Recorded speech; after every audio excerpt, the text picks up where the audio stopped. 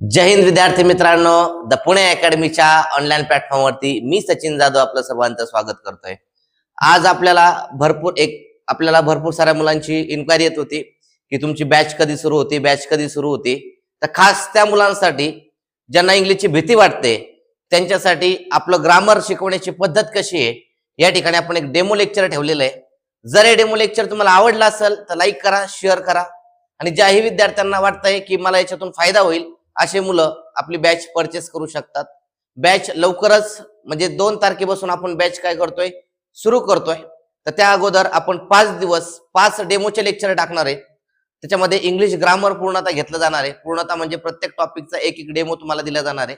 आणि जर आवडलं तर लाईक करा, आवडलं तर परचेस करा, नाही तर इतर सुद्धा महाराष्ट्रामध्ये चांगले तज्ञ शिक्षक आहेत इंग्लिश मधले, त्यांचं जर आवडत असेल त्यांचं घेऊ शकता। ह्याच प्लॅटफॉर्मचं घ्या किंवा माझंच घ्या मी असं म्हणणार नाही, पण परीक्षेमध्ये पास व्हायचं असेल आणि तुम्हाला इंग्लिश जमत नसेल तर कोणाचाही क्लास करा, पण क्लास नक्की करा की जेणेकरून तुम्हाला परीक्षेमध्ये 1 2 4 5 मार्काचा तरी काय होणार आहे, फायदा होणार आहे। ओके, आता मी जास्त वेळ घेत नाही, आजचा आपण डेमोला स्टार्ट करूया। लक्षात ठेवायचं आजचा डेमो लक्षात ठेवायचं, व्हिडिओ पाहणाऱ्यांनी हा व्हिडिओ स्किप करायचा नाहीये। तुम्ही किती धावपळीत असताल तर शांततेत पहा, पण व्हिडिओ सगळा पहा। का पहा?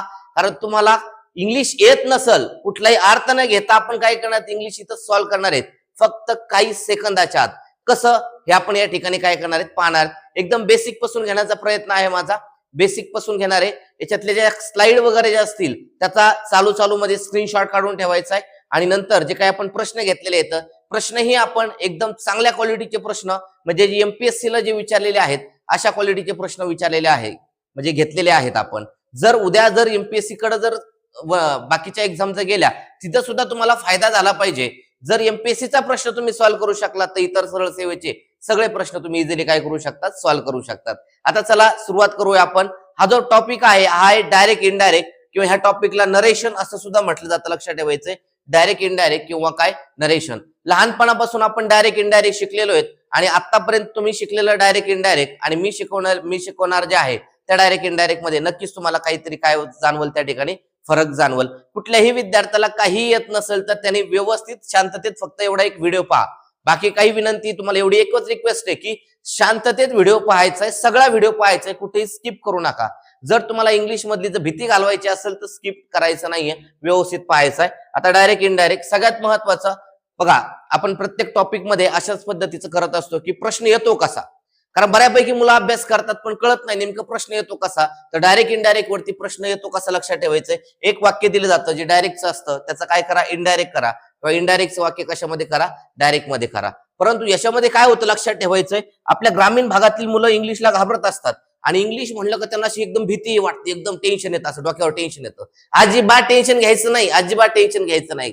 ओके, एकदम तुम्हाला कुठलाही अर्थ न घेता तुम्हाला इंग्लिश ग्रामर मी शिकवणार आहे, फक्त व्यवस्थित लक्ष द्यायचंय, व्हिडिओ व्यवस्थित पाहायचा, पूर्ण पाहायचं, एवढीच एक अट आहे। आता डायरेक्ट वाक्य, आता सगळ्यात महत्वाचं लक्षात ठेवायचंय, सगळ्यांना मी सांगतो तेवढे तर पॉईंट कळत असतील। डायरेक्ट वाक्य का इनडायरेक्ट वाक्य जवळजवळ बऱ्यापैकी पोरांना कळत नाही की नेमकं दिलेलं वाक्य डायरेक्टचं आहे काही दिलेलं वाक्य इनडायरेक्टचं आहे।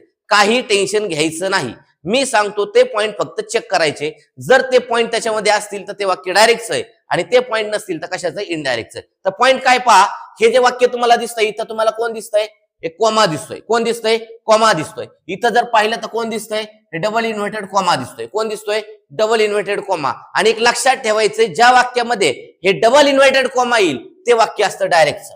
ते वाक्य कुठलं असतं लक्षात ठेवायचंय, डायरेक्टचं असतं। बस, काही डोक्यात ठेवायचं नाही। आता तुम्ही तेवढं तरी कळलं ना तुम्हाला की डबल इन्व्हर्टेड कॉमा दिसतोय म्हणजे वाक्य काय झालं, डायरेक्ट। आणि ज्या वाक्यामध्ये डबल इन्व्हर्टेड कॉमा येणार नाही ते वाक्य इनडायरेक्ट आहे। किती साधं सिंपल आहे पहा बरं। हे पहिलीच्या सुद्धा मुलाला सांगितलं तर कळल, डबल इन्व्हर्टेड कॉमा आलं तर काय, डायरेक्ट, आणि डबल इन्व्हर्टेड कॉमा नसल तर काय, इनडायरेक्ट। मला सांगा बरं, हे जे सेकंड नंबरचं वाक्य तुम्हाला दिसतंय याच्यामध्ये तुम्हाला डबल इन्व्हर्टेड कॉमा कुठे दिसतोय का, दुहेरी अवतरण चिन्ह कुठे दिसतंय का, नाहीये। म्हणजे याचा अर्थ हे वाक्य कोणतं झालं, इनडायरेक्ट। कोणतं झालं, इनडायरेक्ट। ओके, क्लिअर झाला का पॉइंट, सगळ्यांचा क्लिअर झाला का मला सांगा सगळ्यांनी। परत एकदा बघा काय सांगितलंय, जर डबल इन्व्हर्टेड कॉमा असेल, दुहेरी अवतरण चिन्ह जर असेल ज्या शब्दामध्ये किंवा ज्या वाक्यामध्ये, ते वाक्य असतं डायरेक्टचं। आणि ज्याच्यामध्ये दुहेरी अवतरण चिन्ह नसतं ते वाक्य असतं इनडायरेक्टचं. मला सांगा हे वाक्य जे आहे हे कशात येईल सांगा बरं.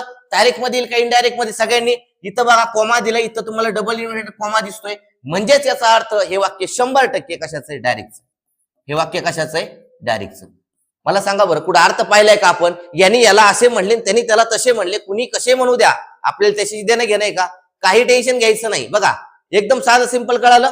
काय सांगितलंय? हे तुम्हाला डबल इन्व्हर्टेड कॉमा दिसलं की डायरेक्ट, आणि डबल इन्व्हर्टेड कॉमा नसेल तर इनडायरेक्ट. आता ह्या वाक्यामध्ये जर पाहिलं, ह्या वाक्यामध्ये जर आपण पाहिलं तर इथं पहा बरं, याच्यामध्ये डबल इन्व्हर्टेड कॉमा दिसतोय का तुम्हाला? नाही दिसत. म्हणजे दुहेरी अवतरण चिन्ह आहे का? नाही. बिंदास पैकी याला इनडायरेक्ट म्हणायचं. काय म्हणायचं? इनडायरेक्ट. समजलं का?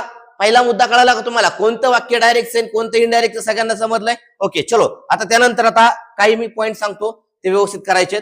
आता डायरेक्ट इनडायरेक्ट वरती जे प्रश्न विचारले जातात ह्या 5 पद्धतीचे प्रश्न विचारले जातात.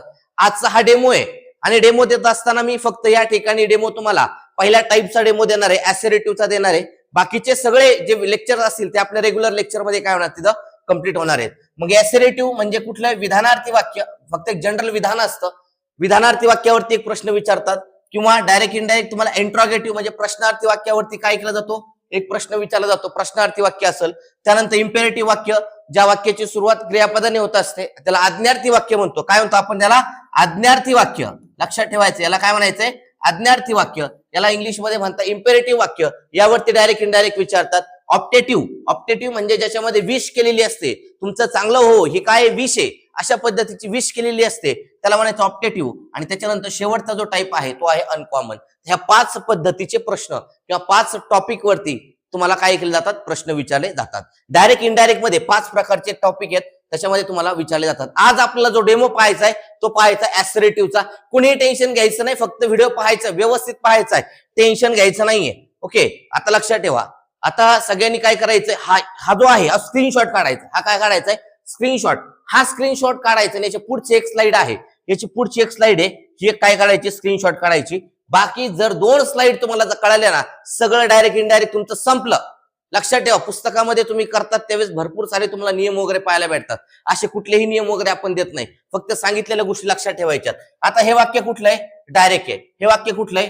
इनडायरेक्ट आहे. आता सांगितलंय डायरेक्टचं वाक्य शोधायचं कसं? डबल इन्व्हर्टेड कॉमा आलं की डायरेक्ट, डबल इन्व्हर्टेड कॉमा नसेल तर इनडायरेक्ट. साधं सिंपल आहे. डायरेक्ट मध्ये जर एम इज शब्द जर तुम्हाला काय केलं असेल, वाक्य दिलेलं असेल आणि त्याच्यामध्ये तुम्हाला डायरेक्ट मध्ये एम किंवा इज हे काय दिसतंय? क्रियापद दिसतंय, तर त्यावेळेस तुम्हाला इनडायरेक्ट मध्ये कोणता क्रियापद शोधायचंय? ऑच. कोणतं शोधायचंय? ऑच. जर तुम्हाला डायरेक्ट मध्ये आर दिलेला असेल तर इनडायरेक्ट मध्ये काय शोधायचंय? वेअर किंवा वर. हॅव आलेला असेल तर इनडायरेक्ट मध्ये काय शोधायचंय? हॅड. जर क्रियापदाचं पहिलं रूप आणि क्रियापदाचं 5वं रूप, आता क्रियापदाचं पहिलं रूप आणि क्रियापदाचं 5वं रूप हे काय आहे हे बेसिक मध्ये आपण घेणार आहेत, रेग्युलर लेक्चर मध्ये जे आहे ते आपण घेणार आहेत.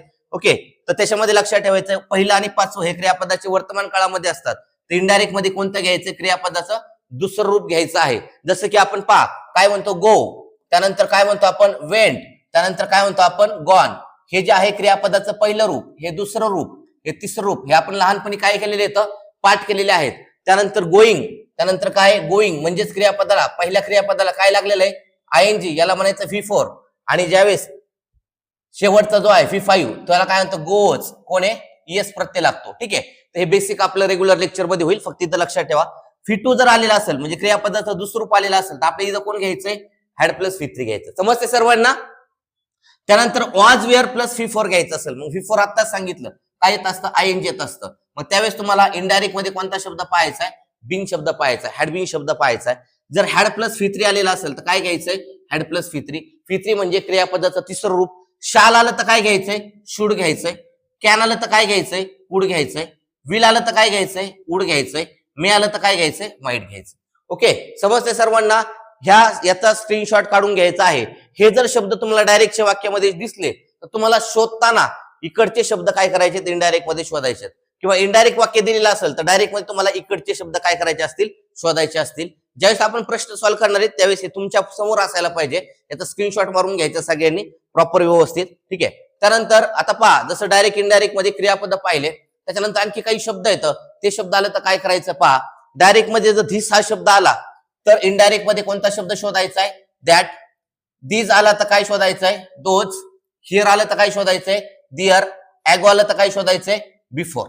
मग डायरेक्ट वाक्य कोणतं, इनडायरेक्ट ऑलरेडी तुमचं क्लिअर आहे. डबल इन्व्हर्टेड कॉमा असेल डायरेक्ट, डबल इन्व्हर्टेड कॉमा नसेल इनडायरेक्ट.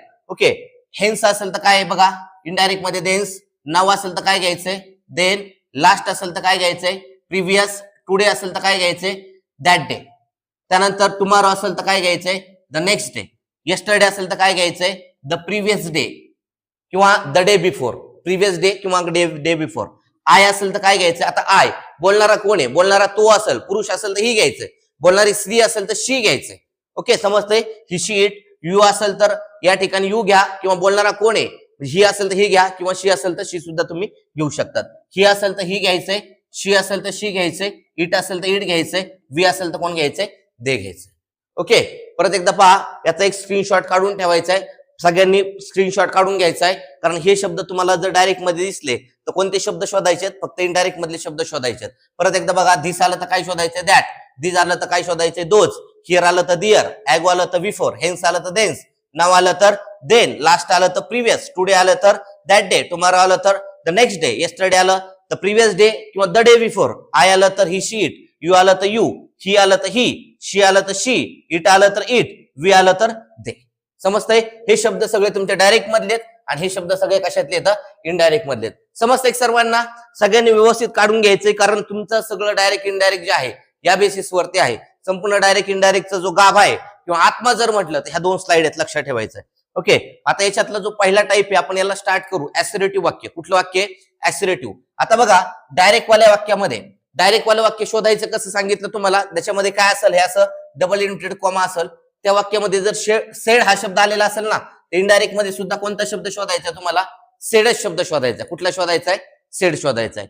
डायरेक्ट मधल्या वाक्यामध्ये सेड टू आलेला असेल तर इनडायरेक्ट वाल्या वाक्यामध्ये काय करायचं, आपल्याला टोल्ड शोधायचा आहे. कोणता शब्द शोधायचा आहे, टोल्ड. आणि लक्षात ठेवा, या ठिकाणी दोन वाक्य असणार आहेत. दोन वाक्य म्हणल्यानंतर त्यांना दोघांना जोडणारं जे कंजंक्शन असतं ते आपल्याला दॅट वापरायचं आहे. कोणतं वापरायचंय, दॅट वापरायचंय. कशामध्ये, ऍसरेटिव्ह मध्ये. परत एकदा पहा, सेड आलं तर काय घ्यायचं, इनडायरेक्ट मध्ये सेड घ्यायचंय. सेड टू आलं तर इनडायरेक्ट मध्ये काय घ्यायचंय, टोल्ड घ्यायचंय. आणि दोघांना जोडणारा जे शब्द आहे तो आहे कुठला, दॅट. कुठला शब्द आहे, दॅट. आता काय करायचं किंवा कसं जायचंय व्यवस्थित पाहता. इथून आता बघा, इथून लक्षात ठेवा, मी एक प्रश्न सॉल्व्ह करून देतो. फक्त 5 सेकंदाच्या आत उत्तर येणार आहे. किती सेकंदाच्या आत, 5 सेकंदाच्या आत. 5 सेकंदात कुठलाही अर्थ न घेता, लक्षात ठेवा, कुठलाही अर्थ न घेता फक्त सांगितलेल्या, जर तुमची ही स्लाइड, त्याच्यानंतर ही स्लाइड आणि त्याच्यानंतर ही स्लाइड, ह्या 3 स्लाइड जर क्लिअर असतील ना, तुम्हाला फक्त 5 सेकंद. लक्षात ठेवा, किती सेकंद, 5 सेकंद. अर्थ सुद्धा पाहायची गरज नाही. लक्षात ठेवा, आपल्याकडे अशा ट्रिक्स आहेत, सगळ्या विषयाच्या अशा ट्रिक्स आहेत. लक्षात ठेवा, सगळ्या टॉपिकच्या ट्रिक्स आहेत आपल्याकडे. त्यामुळे तुम्हाला वेगळं काय करायची आवश्यकता नाहीये. आता पहा, इथं काय करायचं आपल्याला, सगळ्यात महत्वाचं, दिलेलं वाक्य कशाचंही शोधा बरं. डायरेक्टचं आहे का इनडायरेक्टचं. दिलेलं वाक्य कशाचं आहे, डायरेक्ट का इनडायरेक्ट. इथं तुम्हाला डबल इन्व्हर्टेड कॉमा दिसतोय, इथं दिसतोय, म्हणजे याचा अर्थ हा काय झाला, हा काय झाला, डायरेक्ट झाला. काय झाला, डायरेक्ट. मग याचा अर्थ डायरेक्ट वाक्य दिलेले, आपल्याला काय करायचंय, इनडायरेक्ट करायचंय. काय करायचंय, इनडायरेक्ट मध्ये करायचंय. ओके, एवढं साधं सिंपल आहे. सेड असेल डायरेक्ट मध्ये तर इनडायरेक्ट मध्ये काय घ्यायचंय, सेडच घ्यायचंय. पहा ना, इथं सांगितलं ना, द डायरेक्ट मध्ये कोण असेल, सेड असेल तर इनडायरेक्ट मध्ये कोण घ्यायचंय, सेडच घ्यायचंय. पण डायरेक्ट मध्ये जर सेड टू असेल तर इनडायरेक्ट मध्ये कोण घ्यायचं आहे, टोल्ड घ्यायचा आहे. कोण घ्यायचा आहे, टोल्ड घ्यायचा आहे. मग आता इथं पहा, इथं सेड दिलाय, सेडला आपल्याला काय घ्यायचं, सेडच घ्यायचं. इथं सेड आला का, यस आला सेड. इथं सेड आला का, आला सेड. इथं सेड आला का, आलेला नाही, ऑप्शन कट करा. इथं आलाय का सेड, आलेला नाही, ऑप्शन कट करा. कळलं का, काही केलं का, अर्थबीर्थ काही नाही. अर्थबीर्थाच्या नादी लागायचं नाही. ग्रामर म्हणलं तर अर्थाच्या नादी लागायचं नाही. हे आपण अर्थ काढून काढून इंग्लिश आपल्याला अवघड जायला लागले. ठीक आहे, आता पहा, त्यानंतर ऑप्शन नंबर 1 आणि ऑप्शन नंबर 2 मध्ये तुमचं उत्तर आहे. ऑप्शन नंबर 1 आणि ऑप्शन नंबर 2 मध्ये तुमचं उत्तर आहे.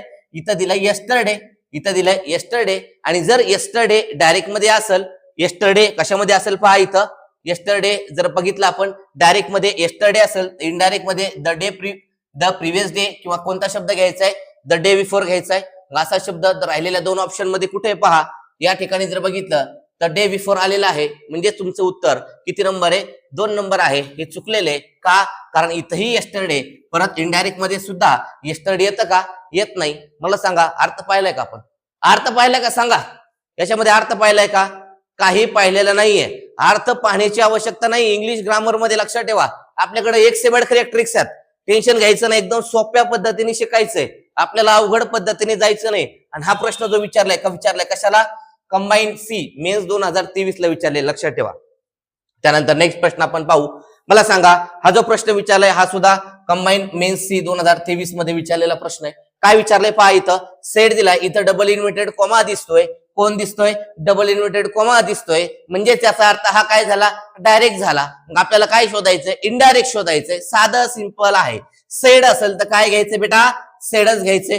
सेड इथं आलंय का? येस आलंय. इथं सेड आलंय का? आलेलं नाहीये, कट करून टाक. इथं सेड आलेलं आहे का? आलेलं नाहीये, कट करून टाक बेटा. इथं सेड आलंय का? आलेलं नाहीये. मग काय आलंय? सेड 2 आलंय. वरती सेड 2 दिलेलं आहे का? नाहीये. मनाने घ्यायचंय का? नाहीये. आलं ना उत्तर?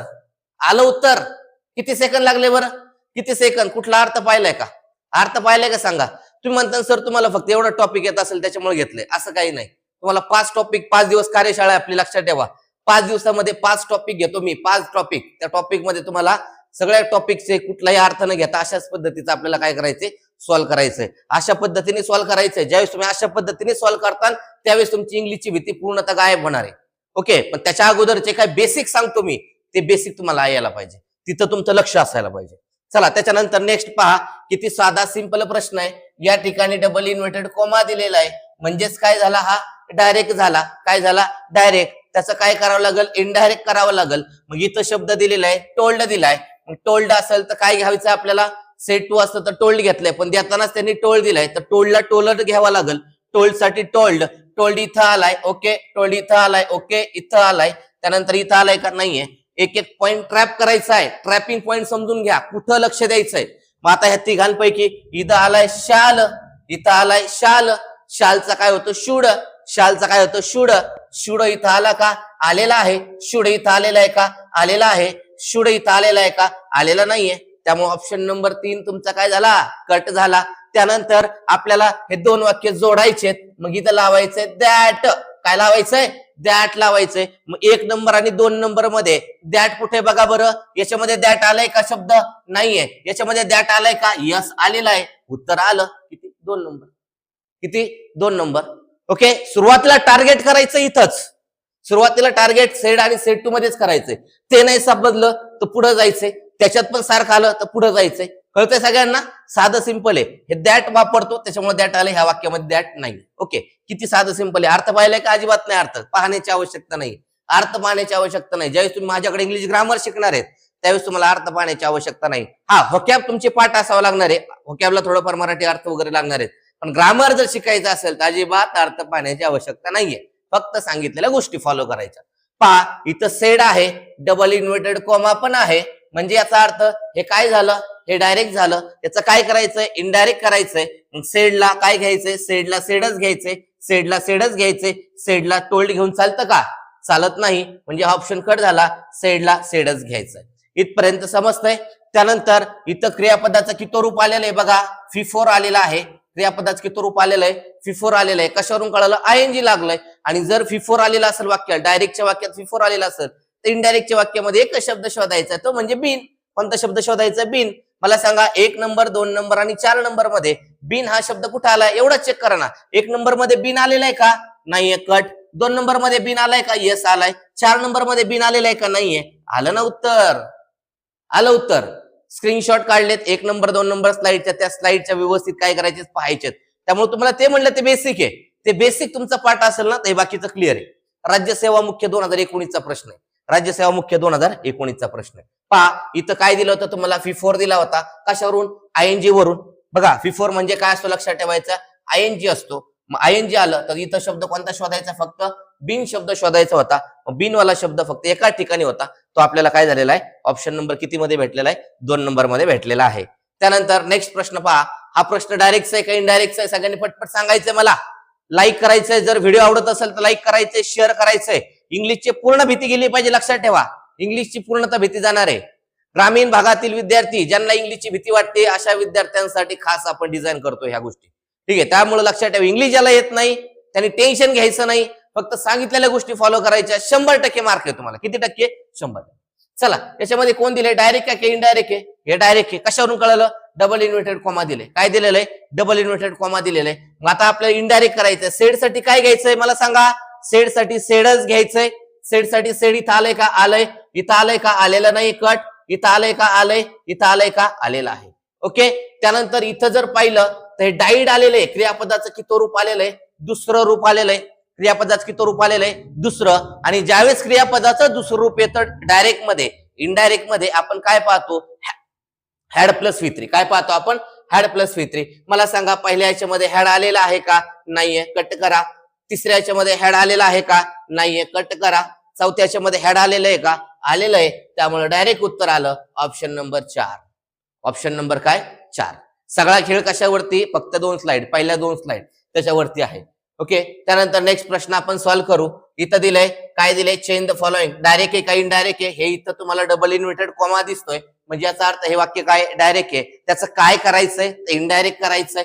सेड टू चं काय घ्यायचंय, सेड टू असेल तर टोल्ड होत असतं, पण ऑप्शन मध्ये बघितलं तर कुठं टोल्ड दिसाना, काही टेन्शन घ्यायचं नाही. मग जे दिलंय तेच घ्या. सेड टू असेल तर सेड टूच कुठं आलाय, पहिल्यात आलाय का, नाही, कट करा. दुसऱ्यात आलाय का, आलाय. तिसऱ्यात आलाय का, आलाय. चौथ्यात आलाय का, आलाय. ओके. इथं क्रियापदाचं नो हे आहे, क्रियापदाचं किती रूप आहे, पहिलं रूप आहे. क्रियापदाचं किती रूप आहे, पहिलं. जर डायरेक्ट मध्ये क्रियापदाचं पहिलं रूप असेल तर इनडायरेक्ट मध्ये क्रियापदाचं दुसरं रूप युज करायचं असतं. म्हणजे नोचं दुसरं रूप आहे न्यू, नोचं दुसरं रूप आहे न्यू. आणि न्यू कुठे चेक करा, 2 नंबर, 3 नंबर आणि 4 नंबर मध्ये. न्यू कुठे आहे, या ठिकाणी न्यू आलाय का, आलेला नाहीये. या ठिकाणी ऑप्शन कट करा. तिसऱ्यामध्ये न्यू आलाय का, आलेला आहे. चौथ्यामध्ये न्यू आलाय का, आलेला नाहीये, म्हणजे हाही कट करा. ऑप्शन नंबर 3 हे तुमचं करेक्ट उत्तर आहे. ऑप्शन नंबर 3 हे तुमचं काय आहे, करेक्ट उत्तर आहे. त्यानंतर नेक्स्ट प्रश्न आपण पाहूया. हा जो दिलाय डायरेक्टचा प्रश्न आहे, कशावरून कळाला, हे डबल इन्व्हर्टेड कॉमावरून कळाला. महाराष्ट्र इंजिनिअरिंग सर्व्हिसेस 2016 विचारलेला प्रश्न आहे. काय विचारलंय, सेट टू आलं तर काय घ्यायचंय आपल्याला, टोल्ड घ्यायचंय. सेट टू आलं तर काय घ्यायचंय, टोल्ड घ्यायचंय. पण मगाच्या कंडिशन मध्ये टोल्ड कुठंच नव्हतं, त्यामुळे आपण सेट टू लाच कॅरी केलेलं होतं. तसं याच्यामध्ये टोल्ड आहे तर टोल्ड घ्यायचंय. या ठिकाणी टोल्ड आहे का, नाही, कट करा. या ठिकाणी टोल्ड आहे का, आहे, पण टोल्ड नंतर परत टू येतो का, येत नाही, त्यामुळे हाही ऑप्शन गेला.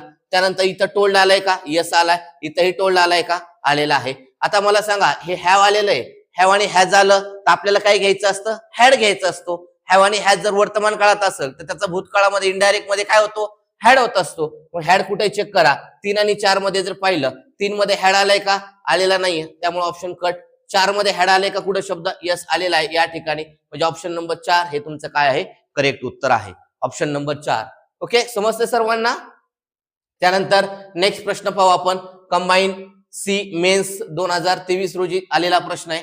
यामध्ये पहा काय दिलेले, find the correct indirect speech. इथं डबल इन्व्हर्टेड कॉमा दिसतोय, इथंही दिसतोय, म्हणजे याचा अर्थ हे वाक्य कशावरती, डायरेक्ट आहे. त्याचं काय करायचं, इनडायरेक्ट करायचंय. मग सेड असेल तर काय घ्यायचंय, सेडच घ्यायचंय. सेड आले का इथं, नाहीये, ऑप्शन कट करा. सेड आले का इथं, आलेलं आहे. सेड आले का इथं, आलेलं आहे. सेड आले का इथं, आलेलं नाहीये, म्हणजे ऑप्शन हा काय झाला तुमचा, कट झाला.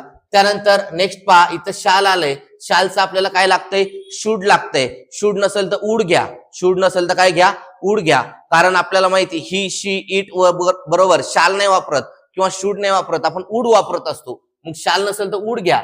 उड कुठे चेक करा, या ठिकाणी उड ऑप्शन कुठे दिसतोय तुम्हाला, या ठिकाणी. जर शाल शूड असतं तर शूड घेतलं असतं, पण शूड नाहीये, त्यामुळे आपण उड घेतलं तरी चालतंय. म्हणजे ऑप्शन नंबर किती, या ठिकाणी 3 तुमचं काय असणार आहे, करेक्ट उत्तर असणार आहे. ऑप्शन नंबर किती, 3 हे तुमचं करेक्ट उत्तर असणार आहे. समजलं का, कसं वाटलं डेमो तुम्हाला, सगळ्यांनी एकदा मला कमेंट करून सांगायचंय. व्हिडिओ आवडला तर लाईक करायचंय, जास्तीत जास्त विद्यार्थ्यांपर्यंत शेअर करायचंय. जी आपली बॅच 2 तारखेपासून सुरू होणार आहे, तर त्या बॅचचे डेमो आजपासून सुरू झालेले आहेत. जास्तीत जास्त विद्यार्थ्यांपर्यंत हा व्हिडिओ शेअर करायचा आहे. आणि ज्याला इंग्लिशची भीती वाटते त्याची भीती कायमची गायब करायची आहे, कुठलाही अर्थ पाहायचा नाहीये. परत एकदा सांगतो, ह्या टॉपिक मध्ये सर्वात महत्वाचा जो क्रक्स किंवा जो महत्वाचा आत्मा ज्या याला म्हटलं आपण, तर ह्या फक्त 2 स्लाइड आहेत.